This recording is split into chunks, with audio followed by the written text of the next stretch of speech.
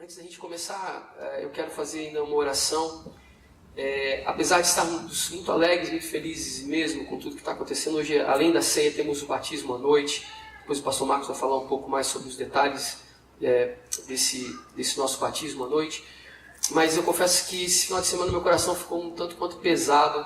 Eu sei que nós temos vivido tempos de muita violência, tempos muito difíceis. Quando a gente canta uma canção dessa dizendo: Senhor, não se afaste de mim, né, porque a minha alma precisa do Senhor. E olha, lembro de Davi falando, né, nos Salmos lá, dizendo: por que está tão abatida, ó minha alma, por que está tão entristecida a minha alma?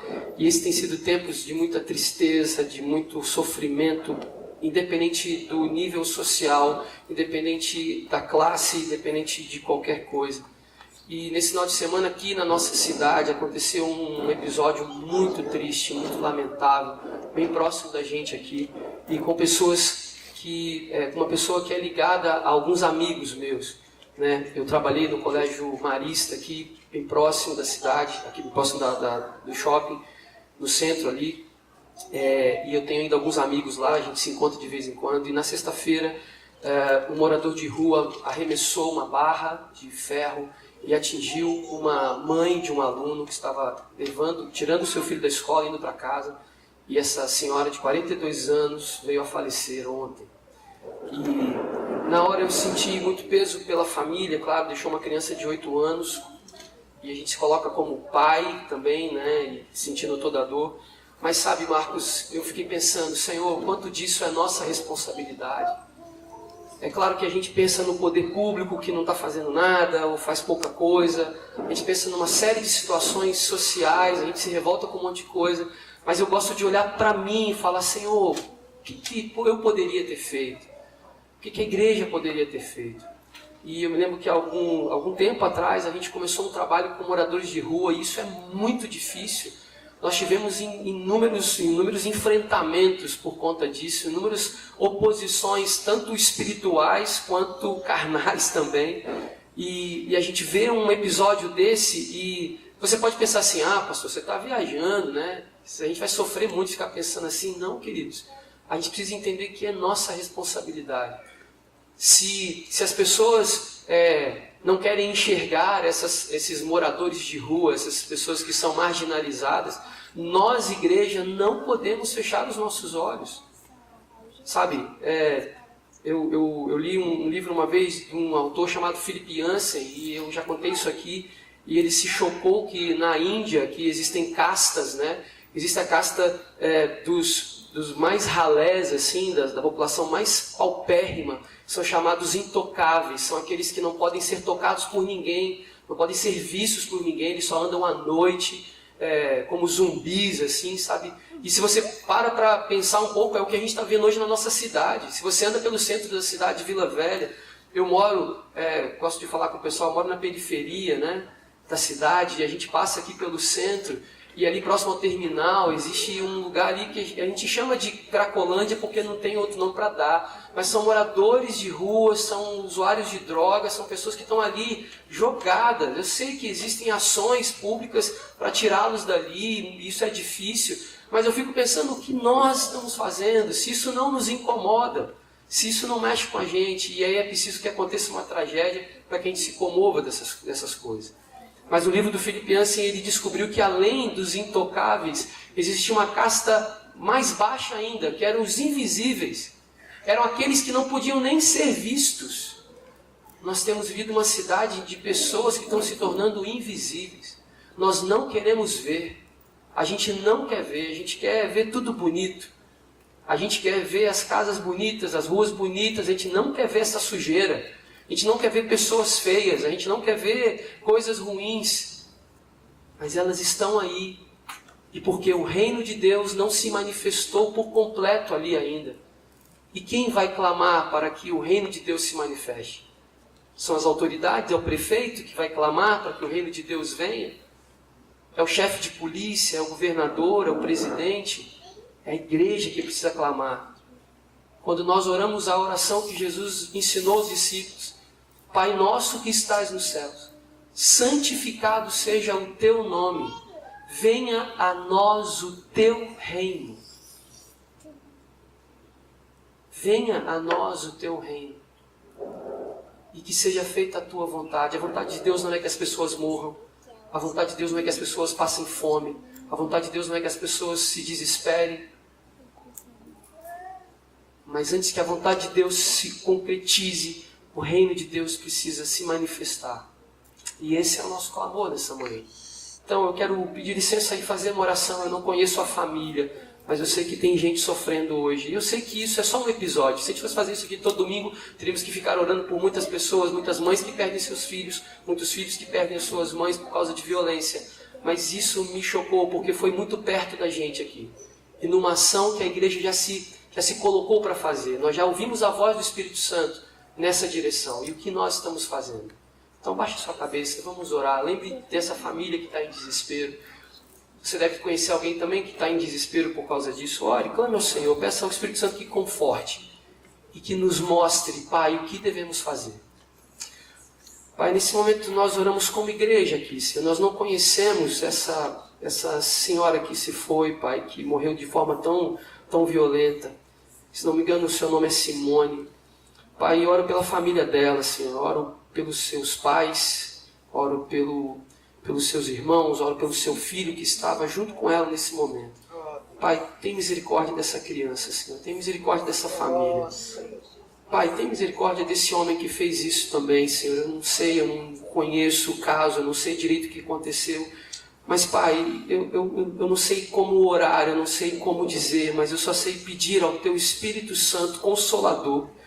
Espírito Santo que temos falado e ensinado e tentado vivenciá-lo aqui, domingo após domingo. Espírito Santo, consola essas pessoas, consola essa família, consola os nossos corações e nos mostre, Espírito Santo, qual o caminho, qual a direção, o que devemos fazer.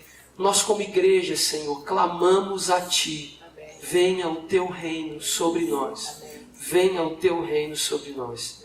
Essa é a nossa oração nessa manhã, Pai. É o que nós clamamos diante do Senhor nessa manhã, em nome de Jesus.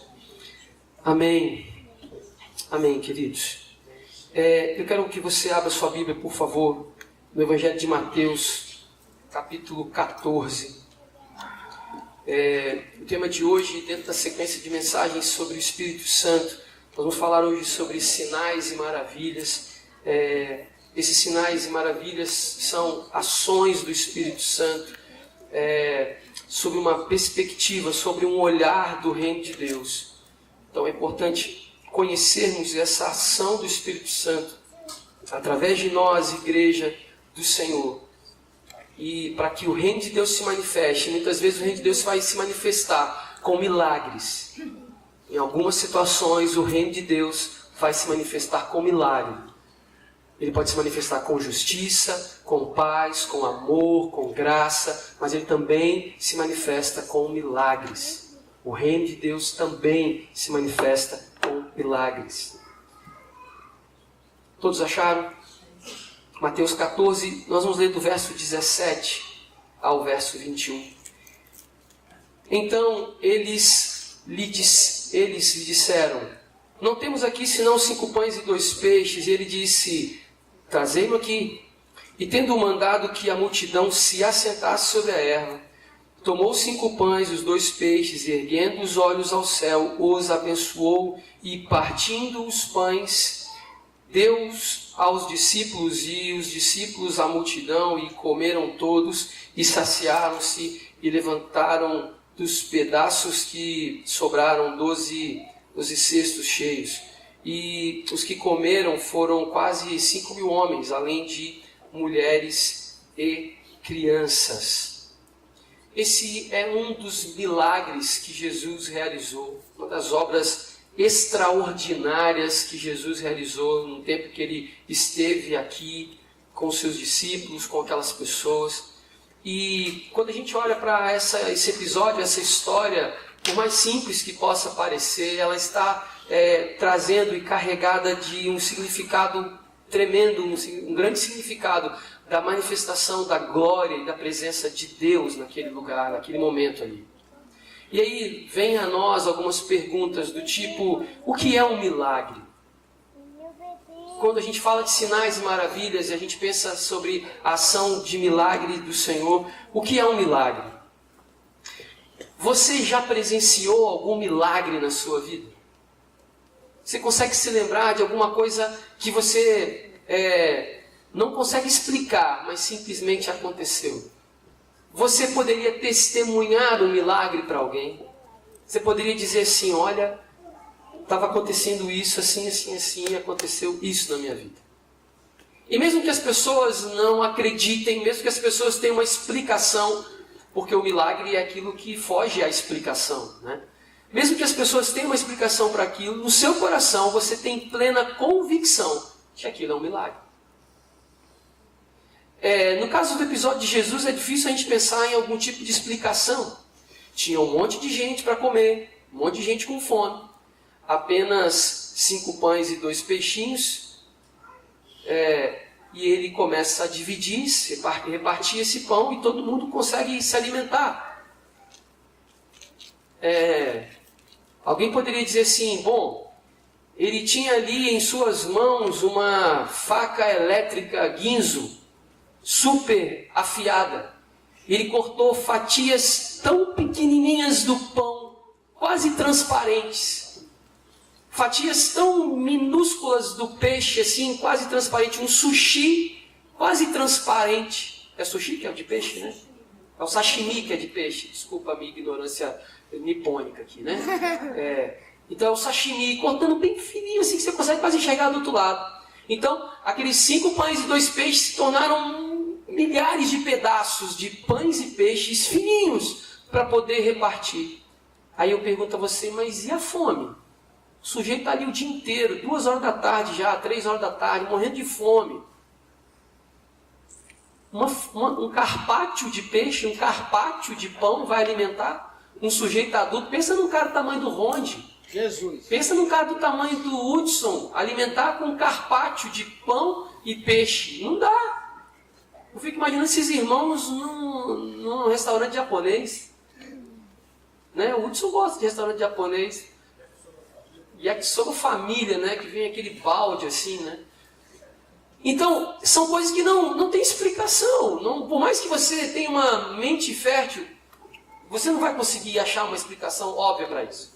Mas existem algumas coisas que acontecem na nossa vida e as pessoas dizem assim, não, mas foi por causa disso. Foi por causa daquilo. Não, mas você orou, mas tomou o remédio? Ah, então foi o remédio. Mas rapaz, eu tomo remédio há 5 anos. Nunca funcionou. Hoje eu tomei e orei, aí funcionou. O que é o certo? Não, mas é que o remédio demora a fazer efeito. Caramba, 5 anos. Ou seja, a gente sempre pode encontrar alguém que duvide da nossa experiência com a fé e com a ação de sinais e maravilhas do Senhor. Mas essa convicção nós temos que ter. E o Espírito Santo é que traz essa convicção. É o Espírito Santo que traz essa convicção. O ministério de Jesus foi marcado por sinais e maravilhas. E esses sinais e maravilhas despertavam, no mínimo, curiosidade das pessoas. Mas mais do que despertar a curiosidade das pessoas, esses sinais e maravilhas era uma indicação, era uma ação muito concreta da presença de Deus naquele momento. Uma vez que o Espírito Santo de Deus não estava ainda permanentemente entre os irmãos, como está hoje, essas ações de Jesus caracterizavam a presença real de Deus naquele lugar. É preciso entender que Jesus, quando pega o pão, agradece e ora, Jesus, quando ele se livra, vamos falar assim, né? Ele abre mão da sua glória de Filho de Deus e vem como homem, nasce de uma mulher, ele é homem ali. Ele é homem. Todas as ações que Jesus fazia, de milagres, de sinais, de maravilha, de prodígios, era o homem Jesus fazendo. Era o homem Jesus. Mas sobre a ação da glória de Deus sobre ele. A ação do Espírito Santo de Deus que vinha sobre ele e o capacitava. Lembra quando ele entra na sinagoga e diz, o Espírito Santo de Deus está sobre mim, ele ungiu, ele leu o profeta Isaías, O Espírito Santo de Deus está sobre mim. Ou seja, ele mesmo reconhece que naquele corpo físico não havia capacidade nenhuma de fazer nada. Então, quando Jesus realiza um milagre, é a presença de Deus. É ele em contato naquele momento com a glória, com a presença de Deus. Talvez Jesus pudesse falar assim: nossa, que saudade dessa presença tão poderosa do trono de Deus. Quando um milagre nos acomete, quando um milagre acontece perto da gente, nós temos que ter essa sensibilidade que Jesus tinha, de que a glória de Deus, de que a presença de Deus está aqui, está naquele momento. Por mais simples que seja o milagre que você lembrou agora há pouco, por mais simples que seja, é preciso que você entenda que naquele momento Deus está ali. Às vezes a gente não leva em consideração as crianças, às vezes, o que elas falam, ou o que elas estão ouvindo, alguma coisa assim. Mas as crianças, elas são muito sensíveis a essas coisas. E às vezes elas fazem orações simples, mas com muita fé. E crianças também têm experiências com o sobrenatural de Deus. Crianças também entendem quando é uma ação de Deus na vida delas. Sabe, crianças, quando eu era criança, não faz muito tempo, uma vez eu era uma criança muito obediente, muito quietinha mesmo, né? E tudo que os meus pais pediam para fazer, eu fazia. E aí, uma vez, a minha casa, ela tinha um chão, que era um negócio assim, de última geração, era um cimento queimado, né? Hoje é moderno, né? Era um cimento queimado assim, e minha mãe, acho que ela já era meio flamenguista, ela gostava de vermelho. Então o chão era vermelhão, assim, né? E ela encerava aquilo muito bem. E um dia ela pediu para eu ajudar e eu fui passar cera no chão para ela. E aquilo causou uma alergia nas minhas mãos, nos meus pés, no meu joelho. E aconteceram umas rachaduras na palma da minha mão e nos meus pés. E uma rachadura feia, ficava com pus, assim, e sangrando às vezes. E era muito feio, era um negócio feio mesmo. E a minha mãe ficou muito desesperada, e nós fomos a médicos e mais médicos e tal. Eu me lembro muito bem que um dos médicos, que a gente foi um dermatologista muito famoso, ele era um anão, né, um médico anão. E era muito engraçado, porque eu era criança, eu devia ter uns 8, 9 anos, e eu era maior do que ele. Eu achava aquilo muito engraçado, né? E ele era um médico muito atencioso, e pensou em muitas coisas, ficou intrigado com um caso que ninguém descobria e tal. E eu era criança, eu era bem pequeno. E indo às reuniões da igreja, como vocês, as crianças, vêm aqui hoje, eu ouvi uma vez uma pregação sobre fé. E eu falei assim, tá aí, né? Eu acho que a única coisa que pode resolver aqui é eu ter fé. Eu tenho fé que Deus pode curar. E eu fiz um propósito no meu coração, e eu fiz um propósito de um período de oração, de jejum. Eu era uma criança, eu nem tinha entendimento do que era isso. Mas eu queria tanto ser curado, eu queria tanto não ter mais aquele problema na minha mão, que eu orei, eu fiz isso. E, irmãos, eu usei inúmeros produtos na minha mão, que eu nem sei mais o nome deles. O fato é que eu fiquei curado.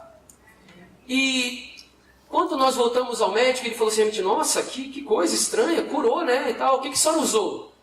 Eu usei oração. Não, mas além disso. E falou que usou e tal. Ah, tá, mas olha só. Por conta dessas rachaduras da mão, ele vai ter um problema sério de digitais. Ele não vai ter mais as digitais na mão, porque danificou muito o tecido. A mão dele está grossa, é áspera. A pessoa pega na minha mão e pensa que eu sou trabalhador rural, né? Que eu pego enxada e tal. Mas não, que a minha mão é grossa por causa disso mesmo. Nunca trabalhei na enxada assim, nunca fui ajudante do meu pai lá nas construções dele, só na minha casa. E ele falou assim, não vai ter digitais. Bom, Deus não faz as coisas pela metade, né? Ele faz certo, tudo completo. E não ficou sequela nenhuma.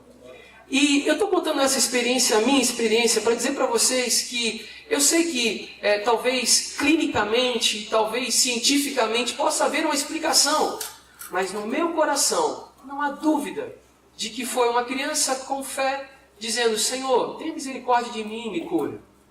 Um milagre. E naquele momento houve a ação de Deus na minha vida. A presença de Deus, o reino de Deus se manifestou na minha vida. Isso é um milagre. Por mais simples que isso possa parecer, por mais simples que possa parecer essa história, e tem pessoas aqui que podem comprovar que isso é verdade. Nós precisamos entender que Deus é um Deus de sinais e maravilhas. Né? A gente realmente nós temos que ministrar essa série de mensagens numa igreja pentecostal, Marcos. Aleluia! Né? Porque quando a gente fala assim, Deus é um Deus de sinais e maravilhas, rapaz, se é uma igreja pentecostal, esse teto cair aqui agora.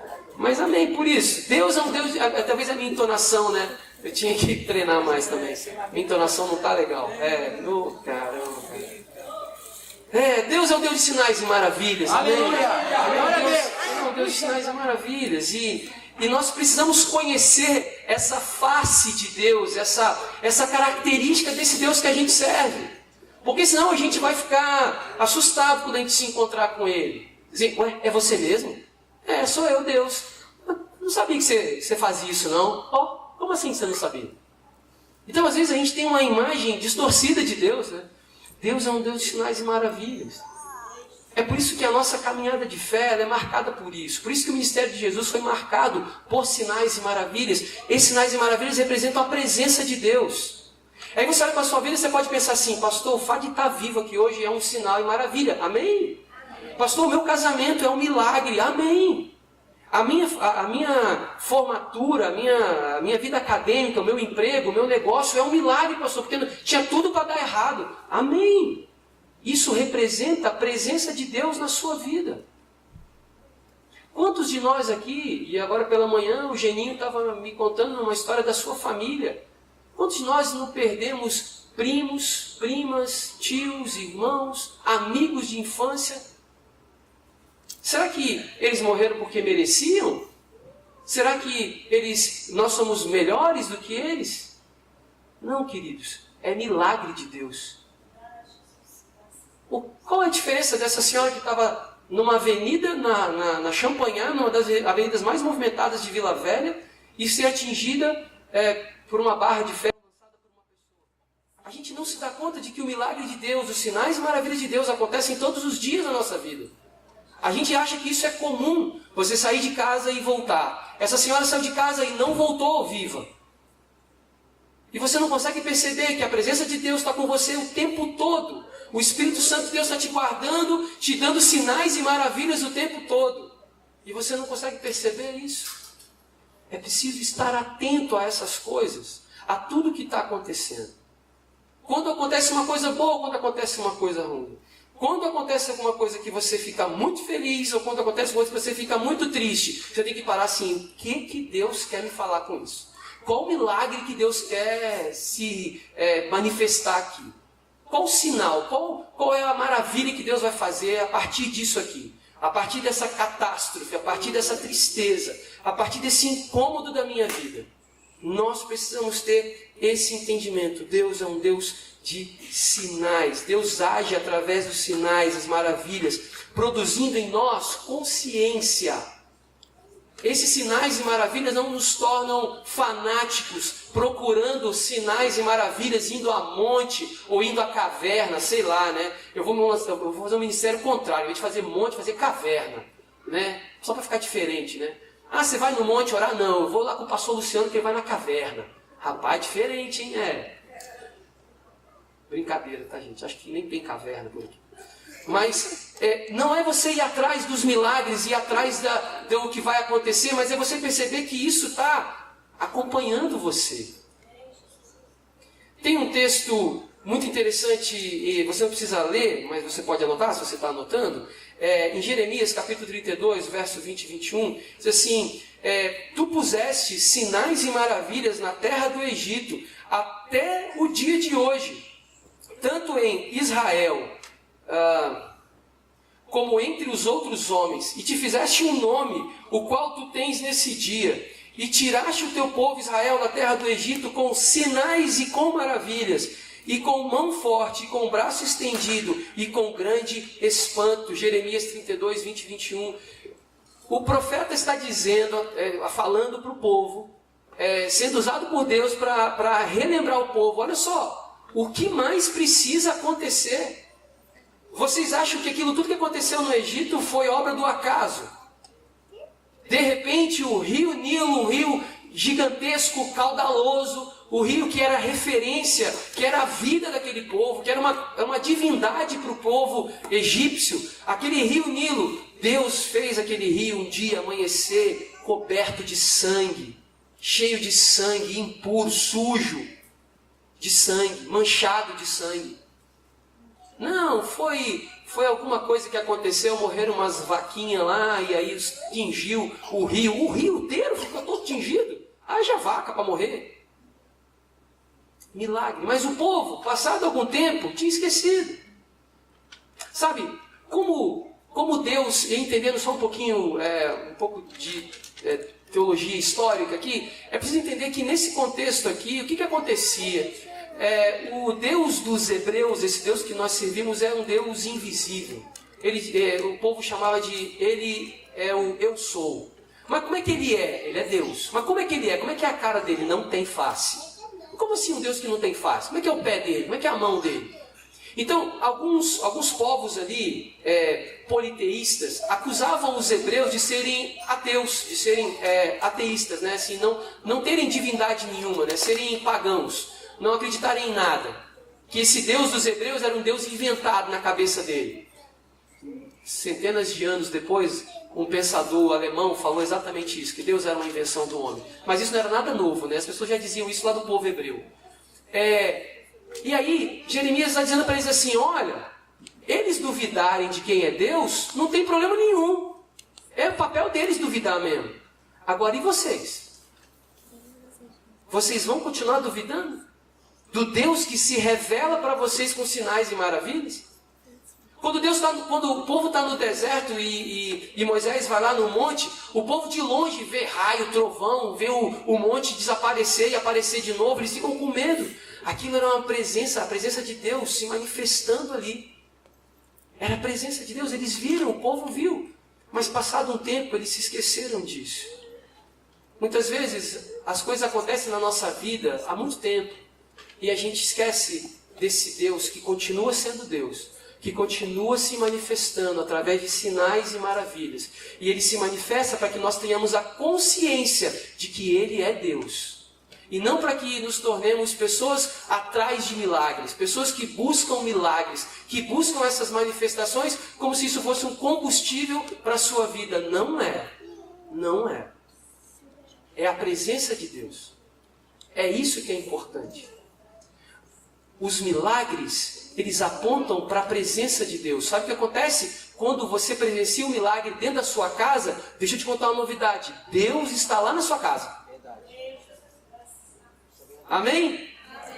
Quando você presencia um milagre, você está dirigindo, né, na autoestrada, né, Dima? Você está vindo lá de Linhares, né, aquela reta ali, Linhares, Jaguaré e tal, ouvindo um som, né, ouvindo quem vem do céu e tal. E aí, de repente, cruza um maluco na sua frente, um caminhão desgovernado, e você vira o braço para cá e vira para lá, o carro roda, e você para e fala, nossa Deus, caramba, o que foi isso aqui? Milagre. Cheio de anjo ali, virando o carro para lá, virando o carro para cá, tirando uma roda daqui, uma roda dali. E você fala assim, não, é a destreza do piloto, né? O Dimas, né? 50 anos de piloto, andando nessas estradas aí perigosas. Que nada, querido. É presença de Deus, é milagre de Deus ali. A gente não se dá conta disso. De quantas vezes a gente está sendo esbarrado, a gente está sendo chocado, assim, a gente está sendo, a presença de Deus, agora de Deus vem ao encontro da gente, assim, esbarra na gente, a gente está como se nada tivesse acontecendo. Não é assim. Nós precisamos nos lembrar dessas coisas. Amém. De que os milagres, aquilo que acontece, é sinal da presença de Deus nas nossas vidas. Verdade. E em Marcos 16, 15, 20, também você não precisa abrir, é um texto que explica o que eu estou falando. Qual é a importância dos sinais? Você acha que talvez o milagre está acontecendo por sua causa, é porque você orou, porque você jejuou, é porque você fez? Não. Olha só o que diz as Escrituras em Marcos 16, 15 ao 20. Estes sinais acompanharão os que creem. Esses sinais, 2 pontos. Em meu nome expulsarão demônios, falarão em novas línguas, pegarão em serpentes, se beberem algum veneno mortal não lhes fará mal nenhum, imporão as mãos sobre os doentes e estes ficarão curados. Depois de lhes ter falado, o Senhor Jesus foi levado ao céu, assentou-se à direita de Deus. Então os discípulos saíram, pregaram por toda parte. O Senhor cooperava com eles, confirmando-lhes a palavra com sinais que acompanhavam. Então, os sinais seguem, esses sinais, essas maravilhas, porque ele cita, Jesus fala de alguns aqui, né? Expulsar demônios, falar em língua, botar a mão em serpente, beber alguma coisa mortal. Ou seja, Jesus estava falando aqui, usando uma linguagem para eles, dizendo, cara, essas coisas sobrenaturais, essas coisas que não têm explicação, que não tem lógica de estarem acontecendo, ou seja, se a pessoa toma alguma coisa, um veneno mortal, qual é a lógica? É morrer. Se a pessoa foi acometida por uma doença fatal e mortal, qual é a lógica? É morrer. Se a pessoa teve, como a mãe do Roberto, a dona Marisete, foi um AVC, e aí sozinha, fica horas desacordada, vai para um hospital, fica mais não sei quantas horas sem nenhuma intervenção cirúrgica, espera não sei quanto tempo acontecer alguma coisa e tal. E outras pessoas com a mesma situação, em condições muito mais favoráveis, não conseguem sobreviver. Aí a gente vê a dona Marisete entrando aqui. Aí você fala assim, o que é isso, cara? Glória isso é milagre, isso é sinal. Isso segue quem crê. Não é o contrário. A gente não sai buscando isso. Não, a gente começar a orar para os irmãos ter AVC aqui, para a gente orar, né? Para orar para os irmãos ter AVC, para a gente ver um sinal de Deus aqui. Não, misericórdia. Livra-nos disso, Senhor, em nome de Jesus. Mas quando acontece alguma coisa, o milagre segue quem crê. Ou seja, nós não estamos atrás dessas coisas, mas essas coisas mostram quem está por nós. Amém. Quem está atrás de nós, né? Quem está lutando por nós, atrás no sentido de nos proteger, de nos guardar. Sabe aquela cena de filme, quando tem um garotinho na escola e chega os valentões para brigar com ele, e aí ele está com medo, mas aí de repente os valentões fogem, ele não está vendo, mas atrás tem um cara maior do que os valentões, atrás dele. Esses são os sinais e maravilhas. A gente vai andando, a gente não está vendo o que está acontecendo. Cara, mas eles estão vindo atrás da gente, seguindo a gente. Eles que nos seguem, não é a gente que segue os sinais. Porque os sinais são manifestações da glória e da presença. Vocês viram aqui que o que os discípulos fizeram depois que Jesus falou isso? Bom, eles saíram por aí pregando e as coisas começaram a acontecer. As coisas começaram a acontecer. O que eu quero que os irmãos entendam é que o propósito, o papel dos sinais e maravilhas na nossa vida, eles podem fazer simplesmente com que as pessoas que não têm o entendimento do que é servir a Deus, do que é ter essa fé, esses milagres, esses sinais podem despertar nas pessoas isso. Quando você testemunha algo que aconteceu na sua vida, pode levar alguma pessoa a ter o entendimento de que de fato o que aconteceu com você foi obra de Deus. Mas mais forte do que isso é quando a própria pessoa experimenta isso. Então, muitas vezes, os sinais e as maravilhas acontecem na sua vida, não por sua causa, mas é porque Deus quer revelar quem Ele é para alguém que não conhece ainda quem é Deus. Então, entende que o milagre da sua vida atinge muito mais pessoas do que você mesmo. Você está achando que tudo aquilo está acontecendo só por sua causa. Que todo aquele movimento é por sua causa. Às vezes é. Às vezes de fato é. Deus é amoroso o suficiente para isso. Mas algumas vezes Deus usa essa situação da sua vida para marcar a vida de alguém. Para impactar a vida de alguém. Acredito que muitas pessoas que acompanharam o caso de Dona Marisete naquele hospital foram impactadas pela fé dos filhos, das pessoas que estavam ali, da nora, do genro, dos netos, dos irmãos. Acredito que pessoas foram impactadas, assim como pessoas são impactadas com a sua vida, com o que acontece com você. Para a gente finalizar, Paulo deixa bem claro que qualquer milagre que ele mesmo tenha feito, na verdade, foi ação do Espírito Santo. Paulo deixa bem claro que não há poder nenhum nele, não há poder nenhum naquilo que a gente faz, mas é simplesmente uma ação do Espírito Santo através de nós. Paulo diz assim: portanto, eu me glorio em Cristo, em meu serviço a Deus. Não me atrevo a falar de nada, exceto daquilo que Cristo realizou por meu intermédio em palavra e em ação, a fim de levar os gentios a obedecerem a Deus, pelo poder de sinais e maravilhas e por meio do poder do Espírito de Deus. Assim, desde Jerusalém, arredores até o Ilírico, proclamei plenamente o Evangelho de Cristo. Paulo está dizendo que aquilo que poderia ser talvez o slogan do ministério de Paulo, né?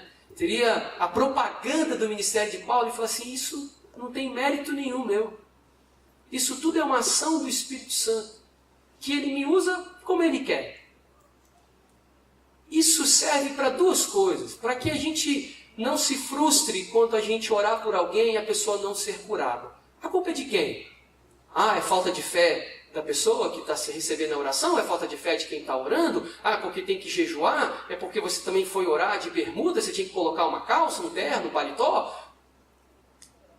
A manifestação da glória, da presença, da maravilha de Deus é uma ação de Deus.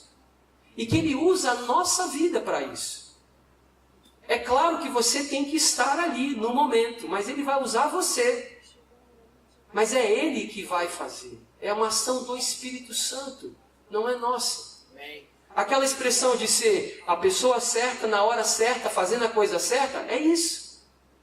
É você estar no lugar certo, na hora certa, e deixar Deus agir através de você. É isso, essa é a ação do Espírito Santo de Deus nas nossas vidas. Eu quero orar nessa hora, quero que você feche seus olhos, para que a gente possa orar. E hoje eu não quero que você ore por ninguém, eu quero que você ore por você mesmo. Então eu quero que você nessa hora feche os seus olhos e você ore para que de fato o que nós lemos aqui, que os sinais seguem os que creem. E você vai orar e dizer: Senhor, eu creio. Eu creio. Então, Senhor, eu quero clamar para que o reino de Deus se manifeste e que os sinais e maravilhas aconteçam, porque eu creio. Amém. Na sua vida, faça isso, feche os seus olhos.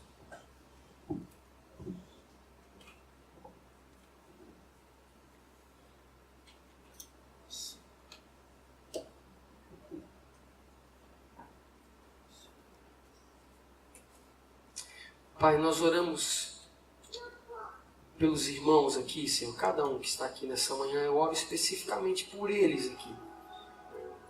Pai, nós sabemos que o Evangelho, ele carece de ser anunciado, de ser pregado com palavras, ensinado. O Evangelho verdadeiro, o Evangelho que nos impactou. Mas, Senhor, nós cremos que as pessoas precisam da manifestação da Tua glória, da Tua presença e do Teu Espírito Santo na vida delas. Então nós oramos, Pai, para que a nossa vida, muito mais do que falar do Evangelho, muito mais do que expressar com as nossas vidas o Evangelho do Senhor, que as nossas vidas possam impactar de forma miraculosa, Senhor, de forma milagrosa, a vida das pessoas. Que, como nós lemos aqui, Senhor, o próprio Jesus dizendo que os sinais seguiriam aos que creem. Senhor, manifesta o Teu reino nas nossas vidas. Nós cremos no Senhor. Nós cremos no Senhor. Nós cremos na ação do Teu Espírito Santo. Haja com poder e com graça, Senhor. nas nossas vidas. Pai, cada um de nós aqui tem buscado o Senhor. Cada um de nós aqui tem entendido o Teu chamado, a Tua voz. Então, Senhor, relembre-nos, ó Deus, de todas as vezes que a Tua presença se manifestou, dos milagres que nós fomos impactados com eles. E, Senhor, nos dê novas experiências assim. Que possamos não ter espaço para escrever, não ter tempo suficiente para testemunhar tantos sinais e maravilhas que tem nos acometido a cada dia, Senhor. Que ao dormir, ao nos deitar para descansar à noite, nós possamos nos lembrar de todos os livramentos que o Senhor tem nos dado, de todos os sinais e maravilhas. E que além disso, Senhor, usa-nos com poder, com graça, com ousadia. Usa-nos para trazer milagre do Senhor a essa terra. Milagres do Senhor a essa terra. Usa-nos, usa a Tua igreja, Senhor. Usa o Teu povo, usa os Teus servos.